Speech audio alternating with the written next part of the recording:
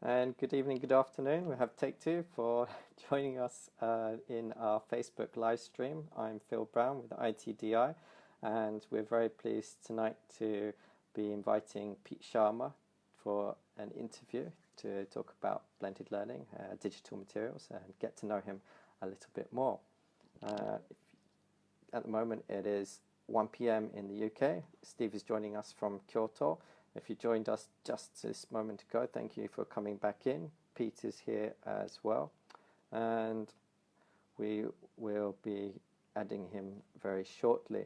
So please come in, let us know where you are and what time it is where you're watching in the. If you have any friends or family colleagues who you think might be interested, then of course please feel free to share this, and they will then be able to catch you as well. We can see it's 10 past 10 in Kyoto. And good evening, Pete. Nice to see you. Hi there, Phil. Good to see you too. How am I? Horizontal or vertical? You are kind of on 90 degrees. I think you have to go back into portrait, unfortunately. Okay, yeah, that's okay. I've got strong muscles now, so I'll be able to hold my my iPad. But it's nice to see you on And this you too. this occasion. Yeah, we were able to do split screen yesterday, but unfortunately, for whatever reason, then we're not able to split screen today. So everyone else, please bear with me and having my face front and center for now. But obviously, our main guest tonight is Pete Sharma. Don't worry, I'm happy to be up in a small corner, dancing on the ceiling. Yeah.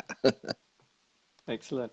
Um, so, for let's see, we've got a couple of people joining us already, and if you can type in the comment below, then we'll be able to know where you're coming in from. But at the moment, we have viewers from Japan, UK, and we're in Malaysia as well. Yes, just in the last couple of days, we've had quite a bit of build-up of interest of people saying they'd like to come and pop in. So we look forward to having them join us during the course of the next half an hour or so. Right. Okay. Hi, Yuri from Colombia. What time is it there in Colombia? It's quite a way away. I was thinking it might be quite early. And so let me give everybody a little bit of an introduction. Today we'll be asking Pete to talk a little bit about blended learning and also digital materials. And Pete Sharma, Pete, you've been a teacher and teacher trainer, as well as lecturer on an EAP course, English for Academic Purposes. And but That's you're right. mostly Yeah. known as well from plenaries and other courses for your work in digital learning and technology enhanced language learning. Yes, that's So, right. yeah, would you like to tell us a little bit about how you got into English language teaching and also into the tech side? Yeah, sure. English language teaching. I was a student at Cambridge. I was very lucky to be at Cambridge University. And Okay. one day I just saw a whole group of people, very colourful people hanging out. And I discovered they were from all different parts of the world. And they'd come to the UK to study English. And that Mm, was sort of the first time I kind of realized that there was this practice going on of teaching, English language teaching around the world.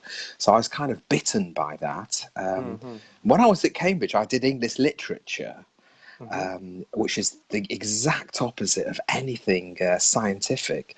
But I was at an IATEFL conference in the UK in Brighton when dictionaries first went electronic.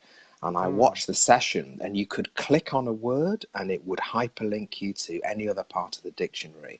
And I was absolutely, well, we have an English term, gobsmacked, which is probably not very polite, but I hope it gives you the idea of just wow, that wow moment.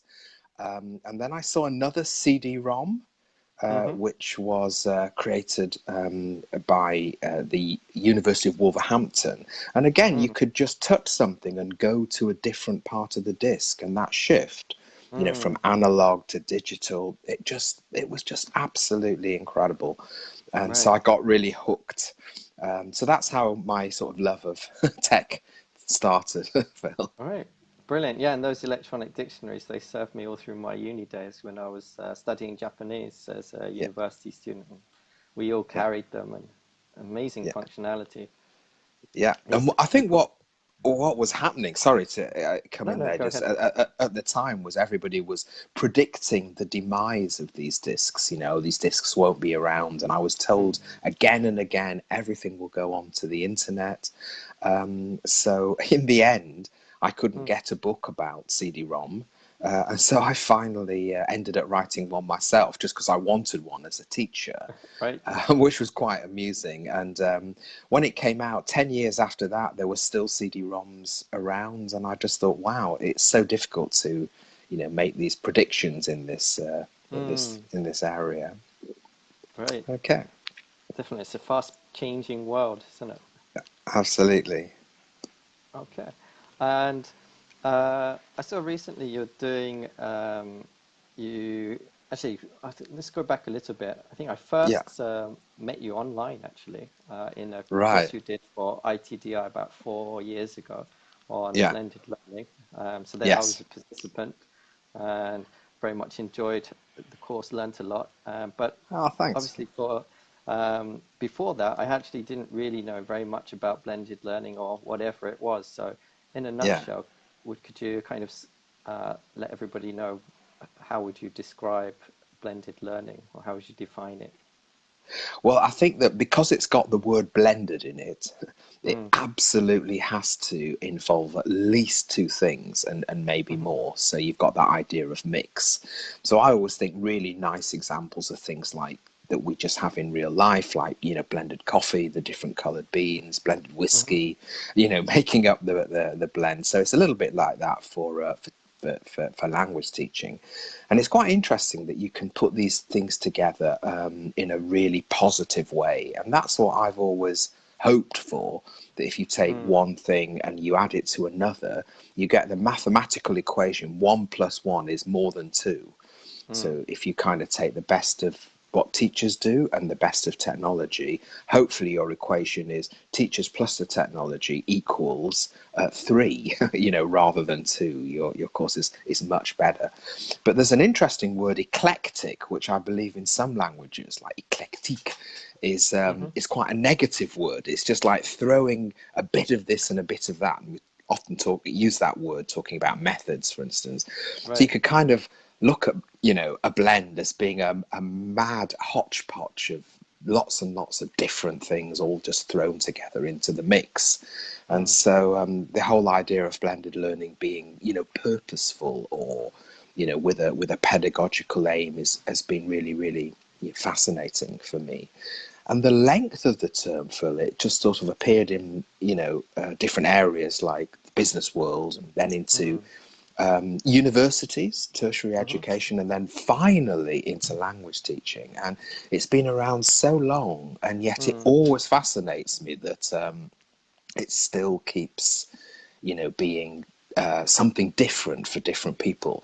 And that's right. sort of part of its flexibility, which hmm is magic, but it's mm, also part of its difficult to tie down, and it's kind of, could get some negative press, and that's very interesting. Some people use the term with a really positive spin, mm, and some people use the term, really feeling that you've kind of just got your teacher and a bunch of digital materials, and they're mm, just put together, without a design. So it's a right. really really fascinating term.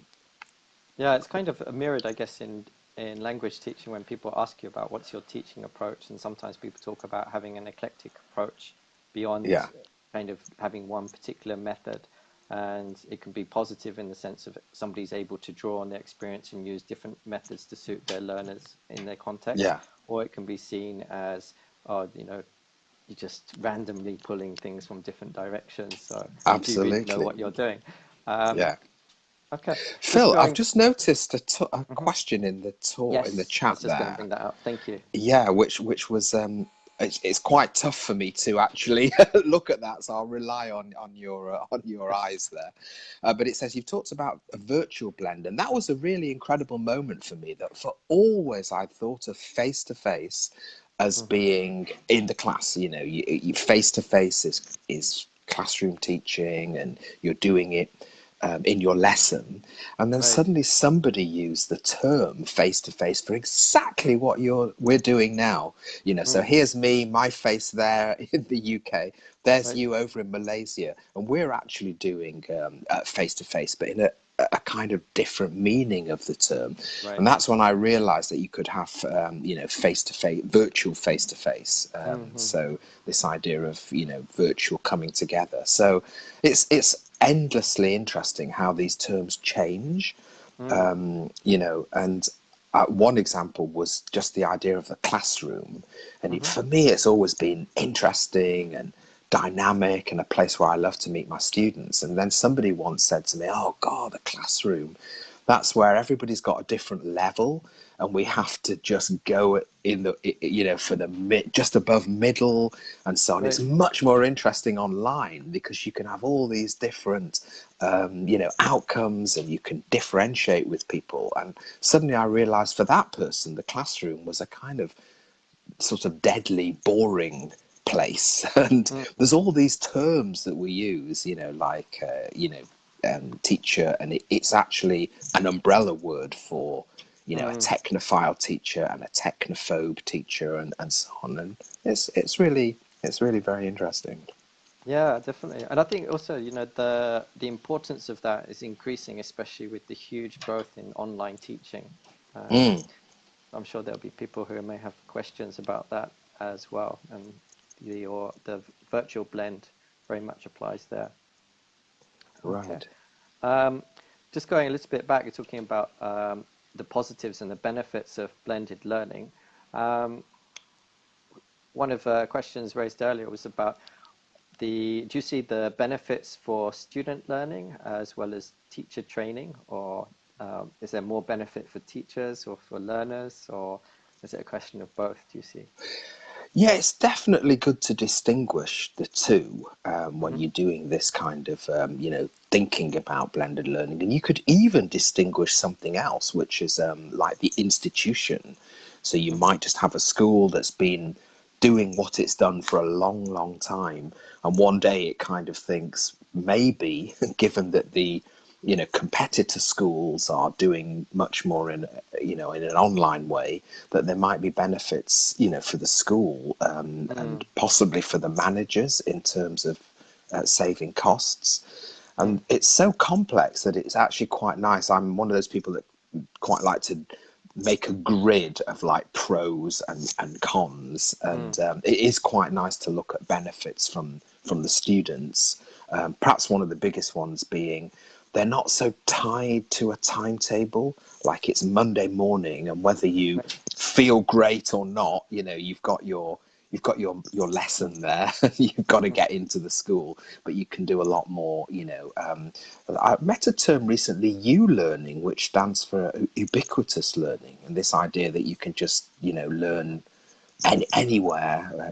Now with these mobile devices, so it's a very Mm, it's a fastly changing world, but certainly, yeah, benefits for students and possibly benefits for teachers as well. yes. All right. Sorry, I said possibly there because I was thinking of a teacher groaning and rolling their eyes and going, "Oh no, I've got to get to know how this learning management system platform works, and Right. that's actually going to give me sort of like a load of extra work." And Right. often it is true, you have this extra work, but on the other hand, it kind of takes you forward, and you realize, wow, there's so much you can do on Mm, those platforms. And now, Phil, I can't stand in front of any group of people anymore and mhm. only do 1 hour face to face. I Right. always have to say, oh, I'm really glad that you mentioned that. Look, I'll post a handout. I've got a really great handout Right. just about that. I'll just put it online. So even when you just do a 1 hour talk at a Hmm. conference, you often think, you could link that with, like one practitioner, Philip Kerr, who's really well known in our field. He made a whole blog about adaptive learning to support, what he says. And I Mm. think that's really, really nice, that idea of the face-to-face, and then you've got the perhaps longer term, the idea of sending a handout up, or doing something like that online. Yeah, and I think a lot of teachers, they do, naturally these days share a lot of things with learners Yeah, through email or posting in a forum or some other community that they have online. Um, yeah, so uh, just going, let's move a little bit back to blended learning. Earlier, you talked about the fast changing pace of technology and, yeah, the challenge of there was that time where you wanted a book for your CD-ROM and so on. yeah, But there's also the kind of the difficult to predict the future. If I write this book about something technological now, will it still be relevant by the time I finish writing the book? yeah. Um, so what kind of gave you the kind of the inspiration and also the courage to write your recent book on best practices for blended learning? Well, that's a really great question. I guess it came from this idea that over the years you hone and you develop an idea. And what Hmm. really gave me the kind of push was that I felt in my life that Mm, everybody in ELT had come to a general agreement that blended mm, learning was classroom plus online. And I hmm. thought, okay, that's where we are. So that's what we understand. And then I'd go to a conference, maybe in a different place. And the first question was, what is blended learning? And I was Right. thinking, well, surely we know. And in actual fact, that's just not true. That everybody was discussing. I think there are over 32 definitions of the term, Wow. which we haven't put into the book because that you'd be bored to death if you got, okay, number 28. You'd have already gone and had an ice cream or something. But there's just so many like different meanings of it. And what struck me is that people nod and they say, yeah, I get that. I understand that. Great idea. And then one day their school decides to do it and they're sitting around going, which platform should we get? And in Right. that discussion, they're going, well, I don't know what's around. So they go to somebody, and the first answer they get is Moodle. And I did a Right. Yeah. research for the British Council, and it's interesting. Moodle is by far the most popular platform that's being used. And someone would say, "Yeah, absolutely great." And the next person they'd ask, they'd say, "Whatever you do, don't use Moodle." And you kind of go, "What? Why not?" Oh, it's super complicated. And you're kind of going, "Oh, right, okay. Well, that's different to what the first person said." And you see it everywhere, particularly with course books. You get Mm, that whole division between people that love course books and really, really help them. And it can give a really great, solid base to, teaching for different teachers throughout the world. And then this whole other view that we've got to do everything from the learners and everything from that situation, and so we don't use digital materials, so we don't use printed materials. So mm, you've got these kind of two schools at different ends of the continuum, and I suddenly realized how that worked with digital materials and mm, platforms. Some people love the digital materials that go with their coursebook, and I worked that out. It's probably because they're familiar with the content, and the digital materials kind of helps them. And then there's mm, another view, which is, whoa, we need an empty platform. A management system is completely empty. It's just a shell until you put up your own materials. So some teachers feel, great, we can create our own. And others say, oh, that takes so much time. And I think I came to the conclusion that we're constantly not comparing like with like, if you see what I mean. mm, We're sort of saying this is better than this, and you're going, well, I don't know why you might compare that. So I came to the conclusion that for the book, it's actually quite good. It's so much discussions going on. Let's try and capture those discussions and see, what you could do if you were informed. That was the idea, so that teachers know what it's like to create their own materials, they know what these materials are like, and that they can choose. And in writing the book, one of the big things that we found, which I've always thought, is there are so many different contexts. And I'd made a whole list of why to blend, and I got to number 10, and I was feeling really self-satisfied. And then I went out to Venezuela, and I met some amazing people out there, and one of them said, well, the students coming to the school or to the university, sometimes they just get into major chaos in the streets because there's so much kind of terrible things happening on the street. They might not actually get to the university because there may be some horrible riot or something. So they have to go home, and so we created blended learning because the students could get back home and then go online and still have their class. And I was thinking, wow, you think you can predict all the reasons for why you might blend, but it's, the context is so interesting that, that was really interesting. Yeah, actually, speaking about things that you may not think of from your own context or you don't predict and so on. There's a speaker recently at a conference that I attended. He was talking about they've set up basically it's almost a virtual online school, and it's very much for students to be able to access because normally they fall outside the curriculum. For example, there was a girl who had a long-term illness, so she'd missed a lot of schooling and so on, but then being able to have a virtual classroom approach then means that she could also then visit her school, but then basically have a blended situation of doing things online. Yeah, it has a definite facilitating function there. Yeah. Okay, I'd like to move on a little bit into digital materials, and if you could share a little bit about your upcoming course on evaluating digital materials that you're going to be doing with us. Sure. And I think people are a little bit excited to hear a little bit more, maybe also ask you some questions in the comments below. Please feel free. Right. Yeah, sure. Well, I think what happened to me about 18 months ago was that I was asked to write a chapter on evaluating digital materials. And so I started to go into university libraries, which I don't really normally kind of frequent in my English language teaching sort of life. But as a university lecturer, sometimes you find yourself sitting there with all these, different books about a certain subject, and I started doing searches, and I actually found that it was quite difficult to work out really useful, helpful frameworks for digital materials.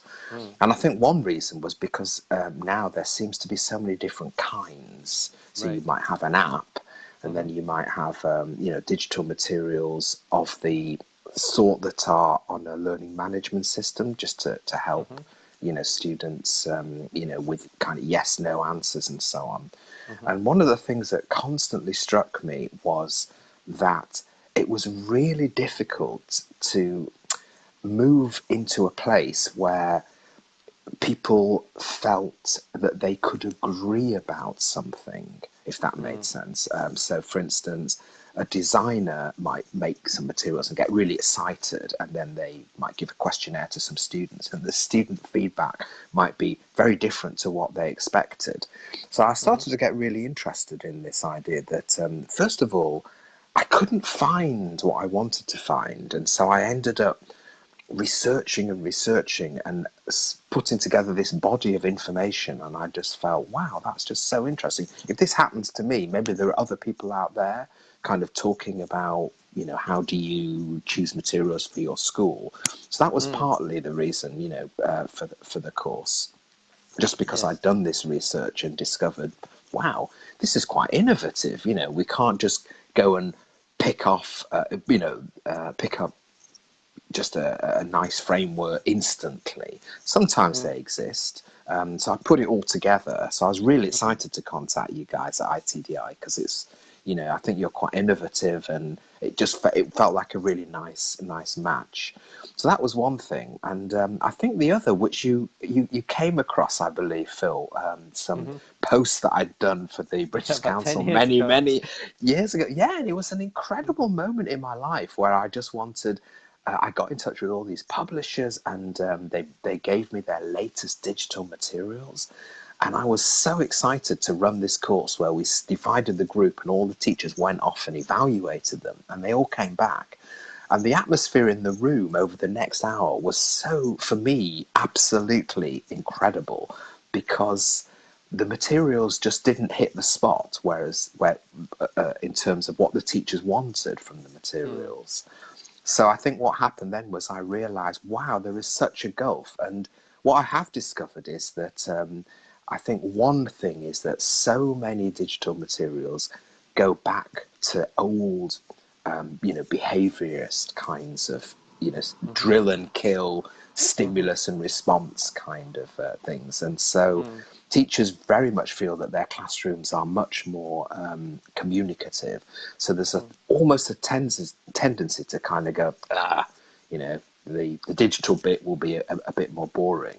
And what's fascinating, reading the latest research on, materials now, is that that link between the older kind of principles of repetition and so on is absolutely crystal strong today, so that you have things like new apps for helping people to review their learning, and these apps are based on adaptive learning, and so lots of people are getting really excited by this, but those people tend not to be teachers. They tend to be, software developers and manufacturers. And in actual fact, they're all based on things like, to some extent, memorization, and things that perhaps we've thought of as, oh yeah, I remember when I was at school, I had to memorize all these French verbs and so on. But they're very much around today. So I think the whole area now is fascinating. So that's led into this course. And in the last session on the course, we're going to sort of poke a bit into the future and look at some of these things that are happening now, like virtual reality, where you put on your classes. And of course, that's making evaluation even more difficult, because you're looking at your students wandering around with headsets and thinking, what are they looking at, and how can I evaluate it? And now some of the games are so massive and complex, you cannot get to know every outcome.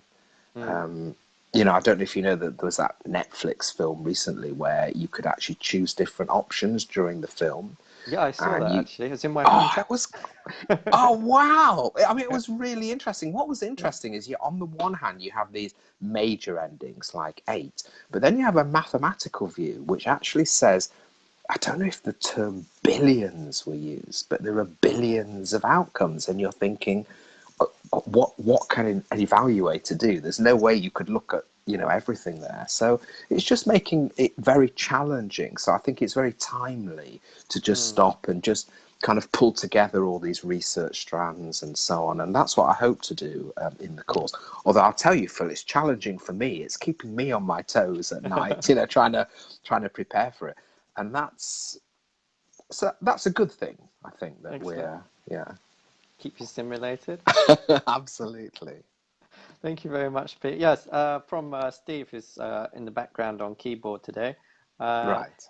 Who was saying that you seem to be very systematic in your approaches to your book, and also our iTDi course, which I remember from last time as well. Yeah. I think it's very clear and organized, well structured. And have you always been like that? And where did it come from? Wow. Well, to be honest, I have a mug here at home which has got the name Mr. Messy on it that my lovely daughter bought it for me. My desk is usually chaotic. And I found that what happened to me is that I'm generally pretty disorganized. And that's one of the great advantages, I think, in teacher development. If you then have to work in a team, and then you have to work with other people, and they, like your editor and your co-authors and everybody giving you feedback, you suddenly realize that you can't afford to bumble on and kind of say these things, that you're going to be looked at by peers, and and so I guess that the organization is in part from having great editors. When I think about the first book we did on blended learning, you had all sorts of terms like podcasts coming out, and we didn't know where to put it, which chapter to put it. It could be in listening, but it could be in a completely different chapter on portable devices.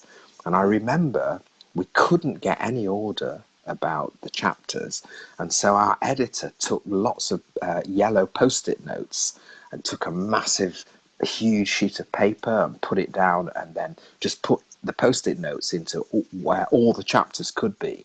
And the order that came out of the chaos was really, really fascinating. So I think some of the order in the books is not really down to me. It's just down to being in a great team where people constantly challenge you and question you in a good way, So it's an accidental order. My life is generally messy, but maybe the professional life is a bit more orderly.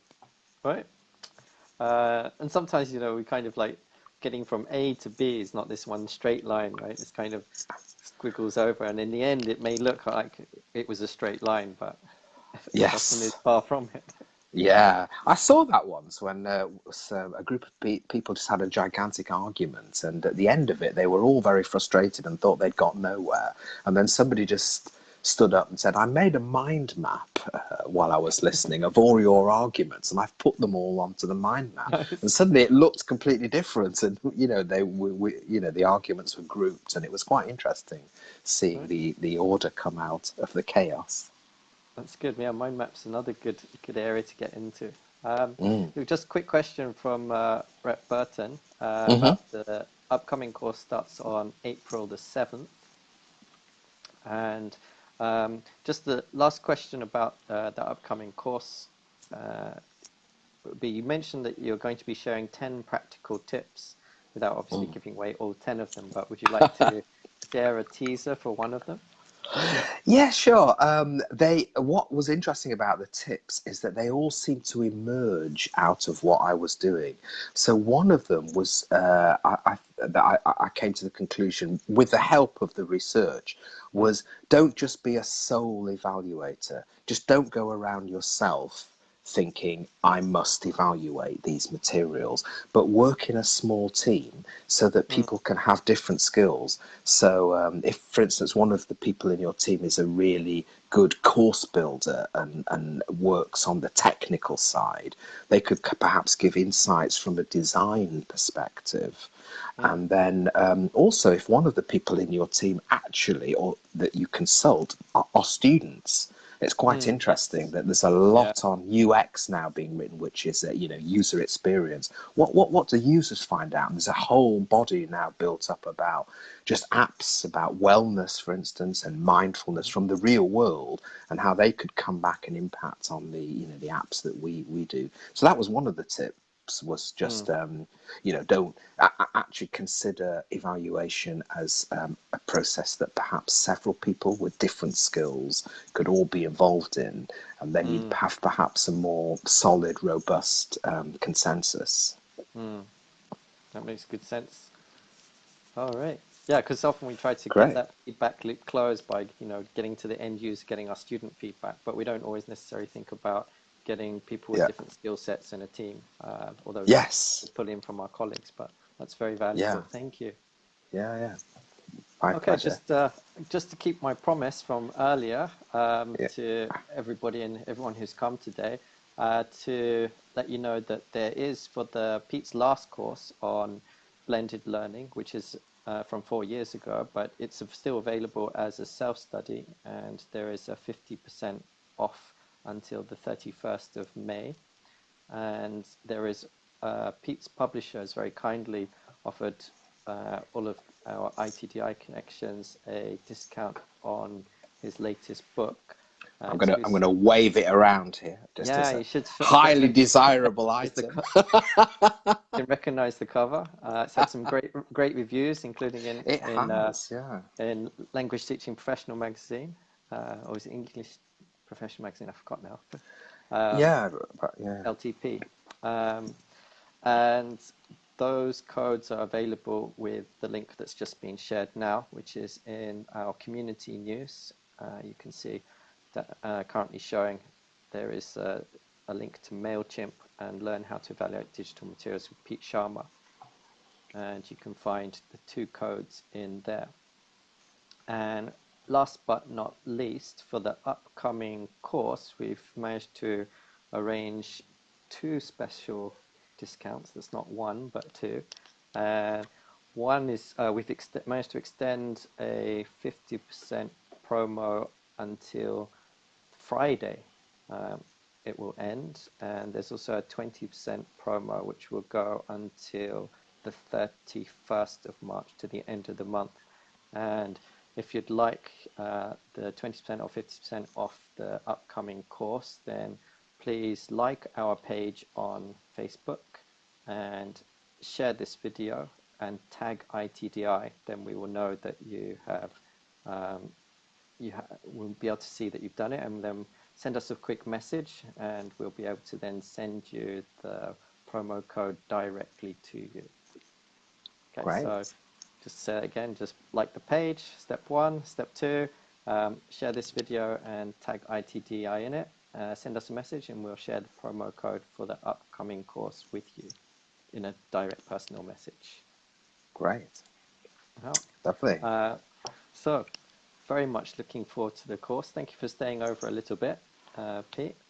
Thanks. There are some useful links shared below. Is there anything you'd like to say, a few last parting words until we see you next? A few last parting words is that you've got me now really excited about this course myself. Oh, me too.